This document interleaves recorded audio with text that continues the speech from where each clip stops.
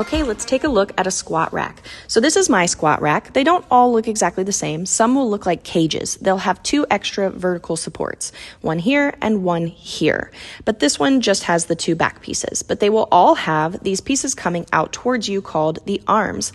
These are for safety. When you're squatting, if you end up going too low, the arms will catch the bar, which means you need to squat right here in the middle between those two safety arms.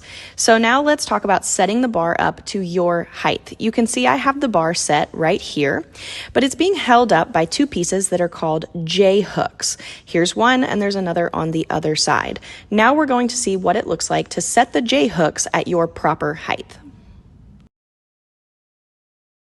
You want to set the J hooks to be about mid-chest. If you have the option, go slightly lower rather than slightly higher, especially for back squats.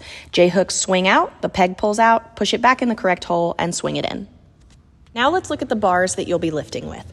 So on the left side, I have a standard men's weightlifting bar. You can see it says at the top, it weighs 20 kilograms.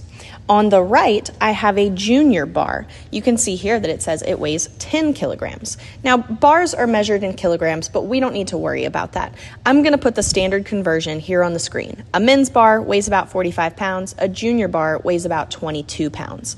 Now, if your gym does not have a junior bar, I would go ahead and ask if you're a member if they could purchase a junior bar for you to use while you're working in the gym. And it's not because you can't handle 45 pounds. But because of the size of the actual bar. So here are those same two bars, the man's standard 45-pound bar and the junior 22-pound bar placed on the floor. You can see that the standard bar is much longer.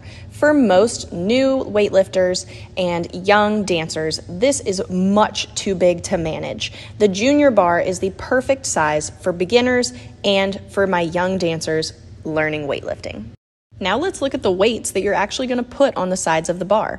Here are two different kinds of plates, an iron plate on the left and a bumper plate on the right. These are both 10 pounds, but you can see they're very different sizes. Either is totally fine. Just make sure you put a matching set on both sides of the bar. And the most important piece for our safety are these little collars. These will secure the weights on either end of the bar to make sure that no weights are going to go flying around while you're lifting. Now let's look at what it looks like to load the bar with weight if you're using it. So I'm going to grab that 10-pound bumper plate and I'm going to slide it onto the bar. Now I'm going to grab that safety collar and I'm going to slide it onto the bar all the way against the plate and lock it into place. You're going to repeat the same steps on the other side. Okay, we're ready to lift, but wait, there's one more thing. Let's go ahead and get into the habit of pulling the hair up and off the neck while we're weightlifting. We don't want the bar catching it while we lift. All right, I'll see you in the next video.